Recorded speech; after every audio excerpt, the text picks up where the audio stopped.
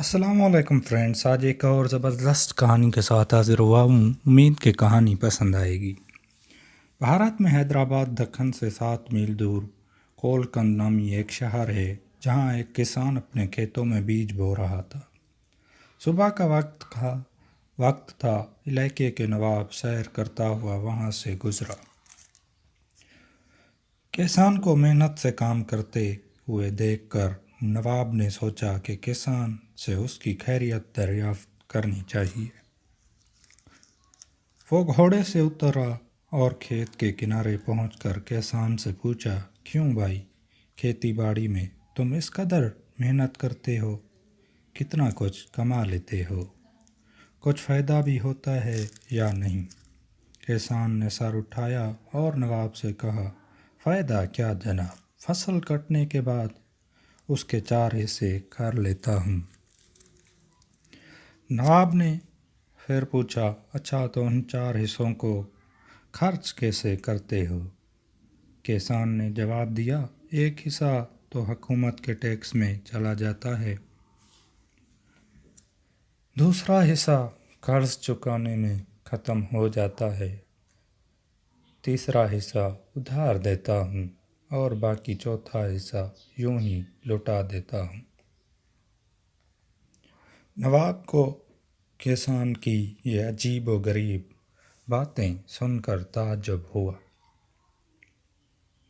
حیرت سے پوچھا، تمہاری باتیں میری سمجھ میں نہیں آئیں، صاف صاف بتاؤ، تم قرض چکاتے بھی ہو اور دیتے بھی ہو، ایسا کون سا قرض ہے جو ہر فصل پر ادا کرتے ہو اور پھر بھی ختم نہیں ہوتا؟ اور وہ کون ہے جسے تم ہمیشہ قرض دیتے ہو اور پھر 1/4 رقم تم یوں ہی اڑا دیتے ہو؟ کسان نے جواب دیا، جناب، بات دراصل یہ ہے کہ میرے والد نے ایک ساہوکار سے رقم ادھار لی تھی۔ والد نے مرنے کے بعد اس کا سود میں ادا کرتا ہوں، ایک حصہ ٹیکس دینے کے، دوسرا حصہ یہ ادا ہو جاتا ہے اور تیسرا حصہ کہ ادھار دیتا ہو۔ نواب نے پوچھا۔ کسان نے کہا، یہ میں اپنے 2 لڑکوں پر خرچ کرتا ہوں تاکہ بڑھاپے میں وہ مجھ پر خرچ کریں۔ نواب نے پوچھا، اور یہ ایک حصہ فضول کیوں اڑا دیتے ہو؟ کسان نے کہا، میری ایک لڑکی بھی ہے۔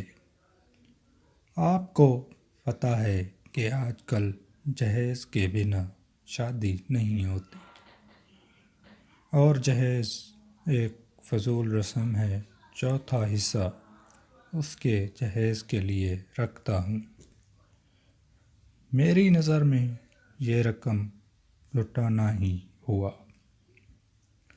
نواب اس کی مدلل گفتگو سے بہت متاثر ہوا اور ایک بڑی رقم اسے انعام کے طور پر دے کر رخصت ہو گیا، جس سے کسان بہت خوش ہوا اور نواب کو دعائیں دینا لگا۔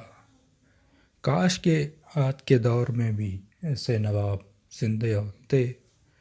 دوستو، یہی تھی آج کی ہماری کہانی۔ امید کہ آپ کو کہانی پسند آئی ہوگی۔ مزید ایسی کہانیاں دیکھنے کے لیے ہمارے چینل کو سبسکرائب کریں۔ اگر آپ کو یہ ویڈیو پسند آئی ہے، یہ کہانی پسند آئی ہے، تو اس کہانی کو لائک اور دوستوں فیملی کے ساتھ شیئر لازمی کریں۔ اس کہانی کے بارے میں اپنی رائے کمنٹس سیکشن میں ضرور دیں، اور ایک بار پھر گزارش کہ چینل کو سبسکرائب کریں، کیونکہ ایسی ویڈیوز کوئی اور اپلوڈ نہیں کرتا۔ اور اگلی ویڈیو تک اپنا خیال رکھیں۔ اس دعا کے ساتھ اللہ سب کو دے گا۔ اللہ حافظ۔